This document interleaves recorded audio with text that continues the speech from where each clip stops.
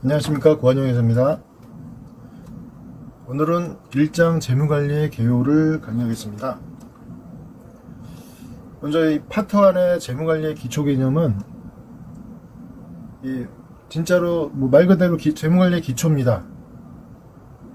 이 부분이 기초고요.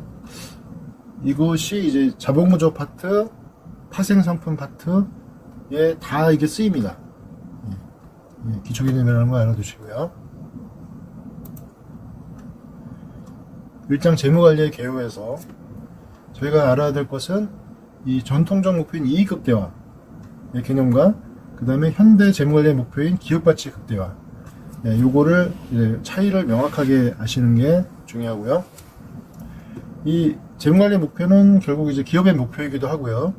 이 기업의 목표는 이 효율적으로 달성할 수 있도록 필요한 자금을 조달하고 이를 운영하는 것, 요 두 가지 활동, 요 두 가지 활동이 가장 중요하고요.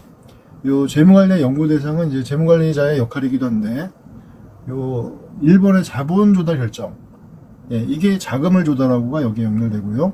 그 다음에 이를 운영한다, 이게 투자 결정입니다. 자본 조달한 것을 어디다 투자하느냐, 이렇게 연결되고, 그래서 요거 두 가지가 이 재무관리 연구 대상, 재무관리자의 역할에서는 요 두 가지가 가장 중요하고, 나머지 배당 및 유보와 재무자료 분석, 이거는 이제 사이드다, 이렇게 아시면 됩니다. 밑에 이제 그림에 이제 요약이 되어 있는데요. 이 자본시장에서 이제 자본을 조달하고, 이 CFO가 자본을 조달하겠죠. 그리고 투자 결정을 합니다. 그러면 기업 자산이 되고, 이 기업 자산을 운용하면은 이익이 창출됩니다. 그럼 이 창출된 이익을 이 자본시장 투자자들한테 배당을 결정하거나 또는 내부 유보를 결정한다. 이 과정에 재무자료가 다 분석하고 공급이 된다. 아무튼 요 1번 자본조달 결정과 투자 결정, 이거죠. 자본조달 결정, 투자 결정, 요게 핵심이고요. 나머지 이 모든 과정들은 사이드다, 이렇게 하시면 되겠습니다. 그리고 요 박스 안에 있는 그 내용은 요 1, 2, 3, 4, 5번 요 순서대로만 되지 않고 1번이 없기도 하고, 그 다음에 3번이 없기도 하고,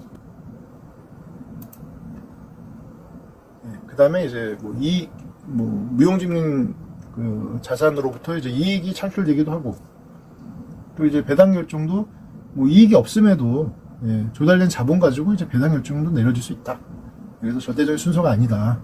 이 CFO, 재무관리자, CFO가 적절 의사결정하게 된다는 점을 기억해야 된다.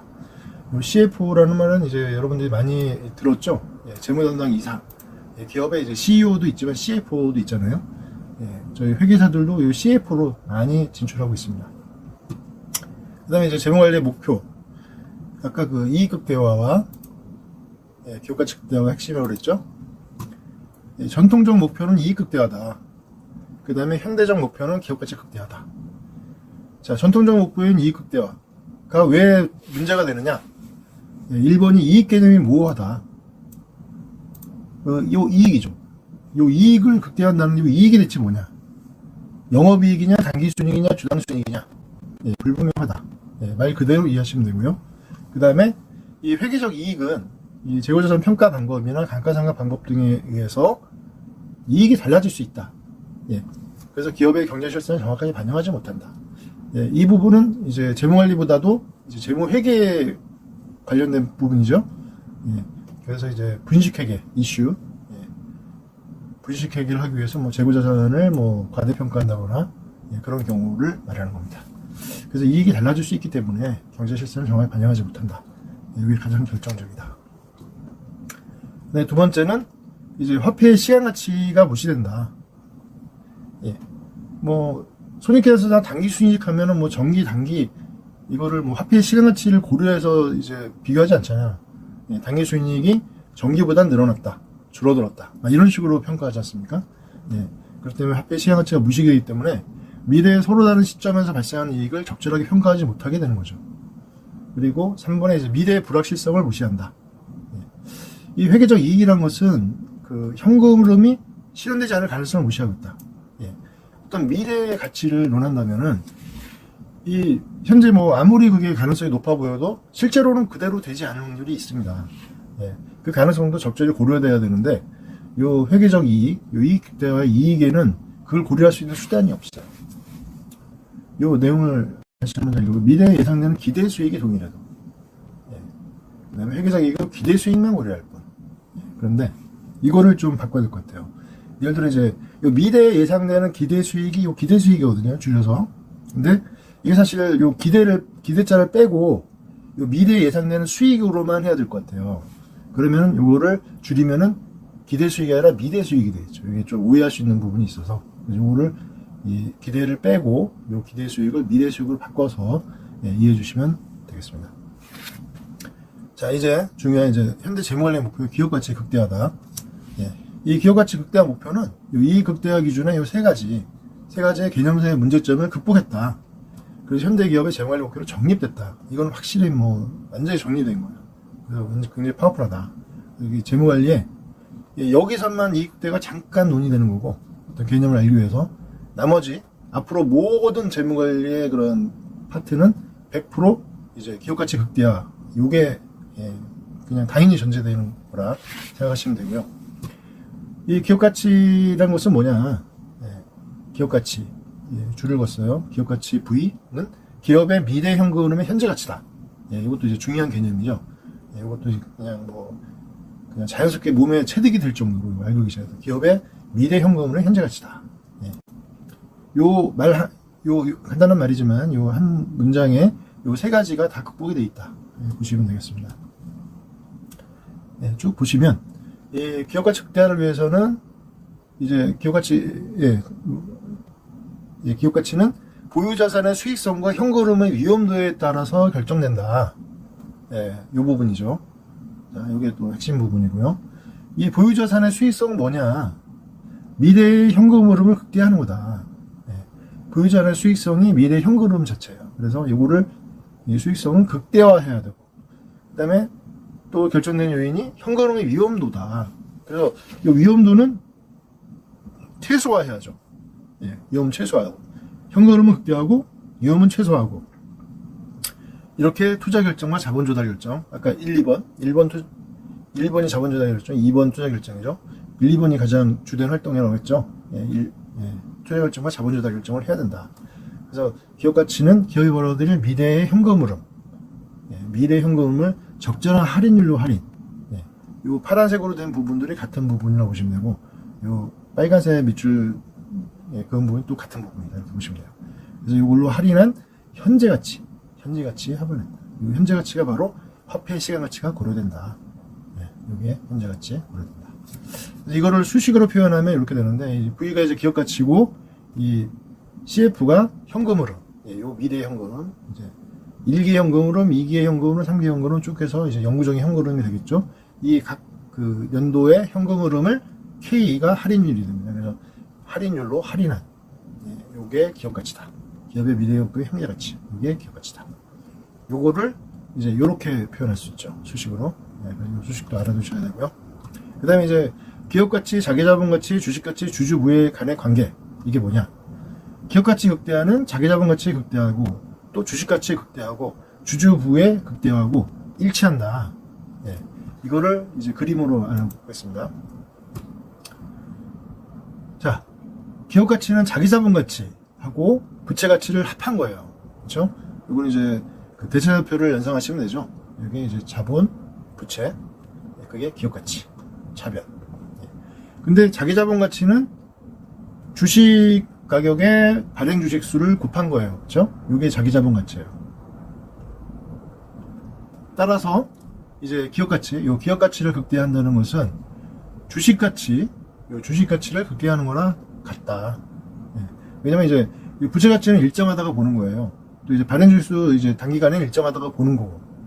그렇다면 결국 이제 단기간에 이제 가치가 차이 나는 것들은 이런 게 이제 가치가 차이가 난다는 거죠. 그렇죠? 기업 가치, 자기자본 가치, 주식 가치. 그래서 기업 가치 극대화는 주식 가치 극대화와 일치하고, 주식이 결국 주주의 부죠. 주주 부의 극대화가 일치한다. 요 1번 자기자본 가치는 요 주식 가격하고 발행 주식 수를 곱한 게 자기 자본 가치죠. 예. 근데 이제 기업 가치로 가는 오해가 될 수 있어요. 예. 요거를 약간 유의하시고. 그 다음에 이제 기업 가치 극대화 목표의 타당성이 뭐냐. 예. 기업 가치는 아까 정의했듯이 기업이 모여서 자산에서 벌어진 미래 현금의 현재 가치다. 그렇기 때문에 개념이 명확하다. 예.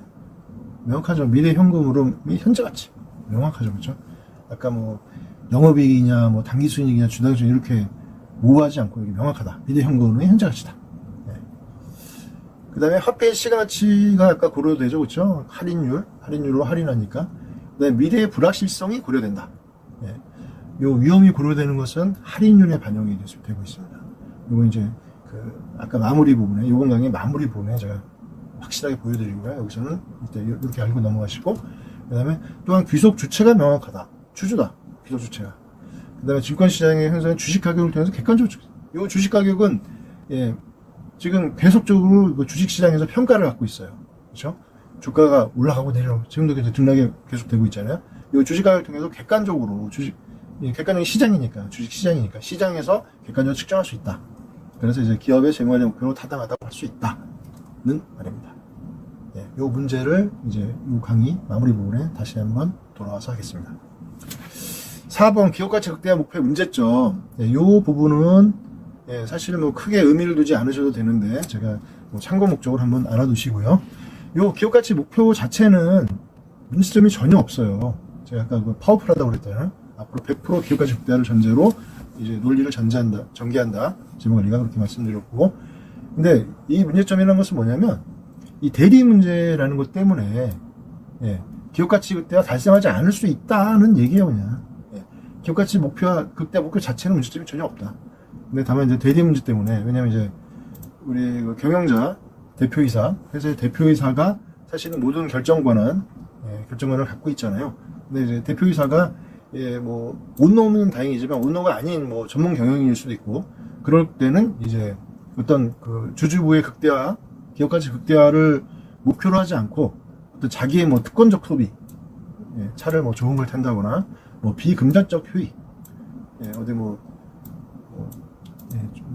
그런 향응을 받는다거나 뭐 그런 이제 비금전적 효익을 통해서 자신의 효용만 극대화한다.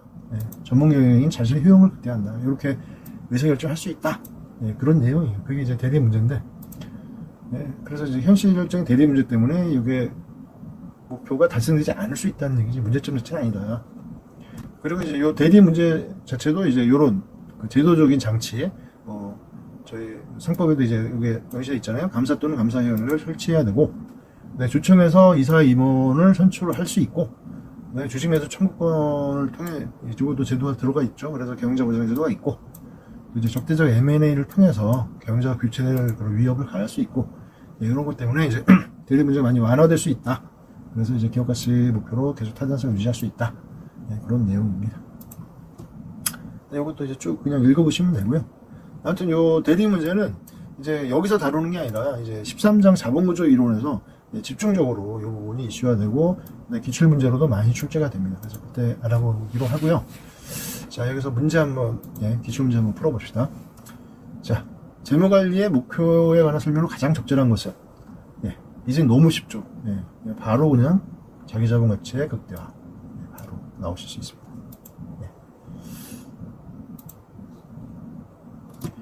자, 아까 미뤄둔 요 기출문제를 해결해 보겠습니다. 자, 고정성장 배당 모형. 요 용어 자체는 이제 나중에 이제 집중적으로 배우는데, 일단은 이제 요 고정성장 배당 모형이라는 것이 있다. 그렇게 알아두시고요. 요 고정성장 배당 모형은, 일정성장 배당 모형이라고도 하고, 항상성장 배당 모형이라고도 해요. 아무튼 성장 모형이거든요. 성장 모형인데, 근데 요 논리 자체는, 요 문제를 해결할 수 있는 논리 자체는 무성장 모형하고 똑같습니다. 그래서 무성장 모형으로 제가 설명을 드릴게요.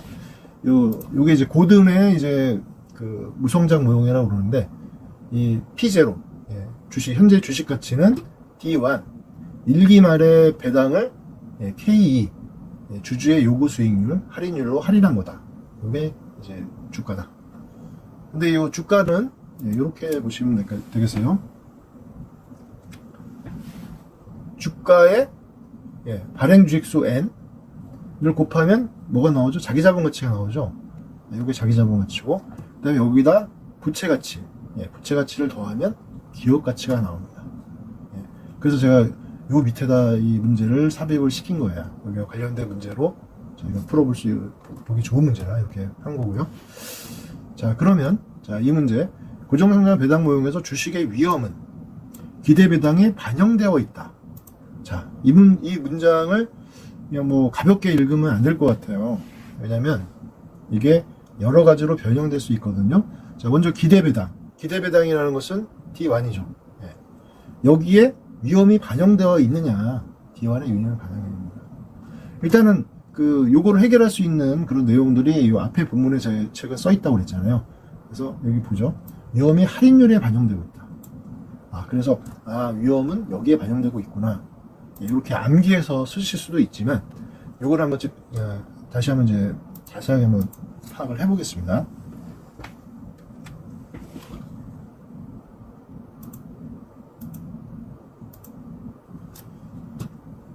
자, 이 부분은 뭐냐면, 요거는 이제 확실성 등가법이라고 그래요. 그래서 요 P0를 구할 때, 요 D1을 K로 나눠서도 구할 수 있지만, 요 CQ1을 RF, 요건 무위험 이자율이라고 그러는데, 무위험 이자율로 나눠서도 구할 수 있습니다.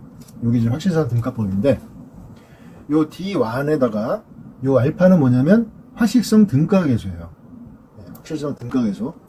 확실성 등가계수를 곱하면, 확실한 현금이 된다. CQ1이 된다.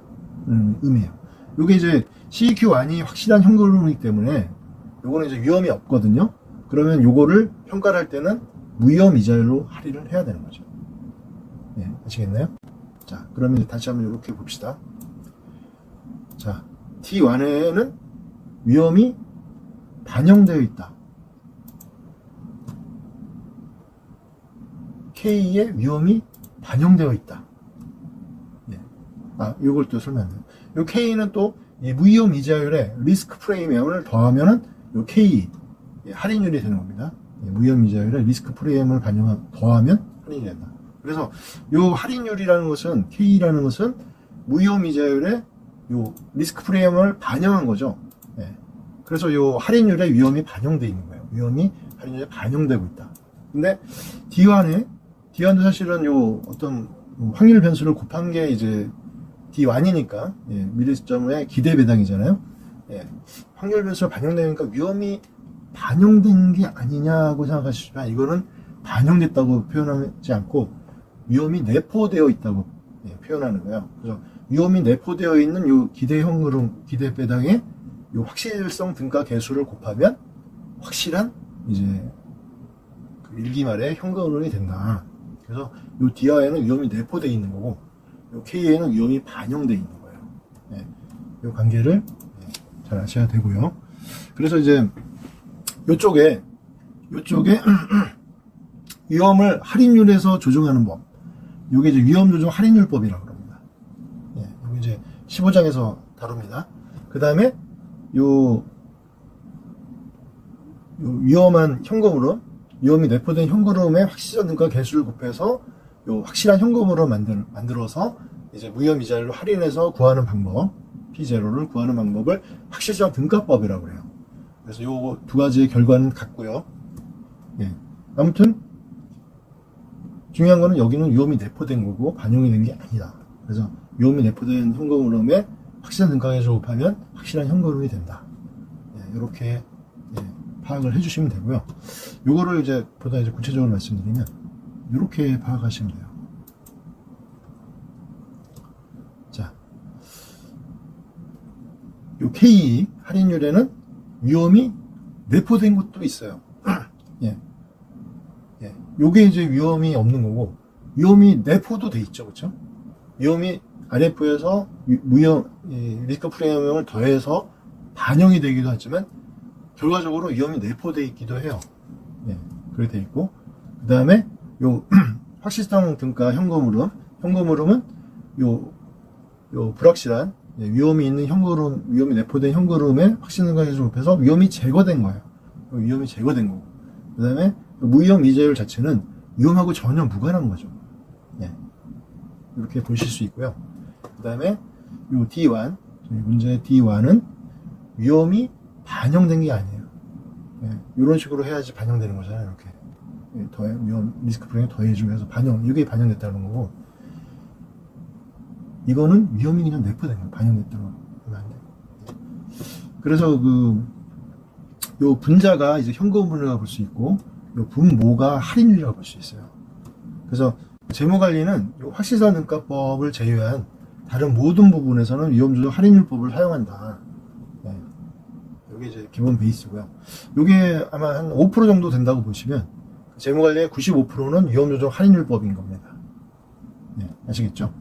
그래서 기본적으로 이런 문제가 나오면 우리 이제 기본적으로 이제 위험조정 할인율법이라 생각해야 되니까, 위험은 여기 분자니까 분모의 할인율에 반영되니까 이게 틀리다. 이렇게 푸셔도 되고요. 근데 이 확실성 등가법에 여러 변수가 있으니까 좀 더 봐야 되죠. 그래서 혹시라도 이런 확실성 등가나 확실성 등가 계수나 위험 이자율이나 이런 키워드가 나와 있으면은 한 번은 이거를 고민해라. 근데 거의 이제 고민할 일이 생길 그런 이제 출제되지는 않을 것 같지만 아무튼 고민을 할 수 있다. 그리고 이제 기본적으로 이제 위험조정 할인율로 생각해서 문제를 풀면 된다. 아시겠죠? 이거를 이제 다시 한번 정리를 해보면,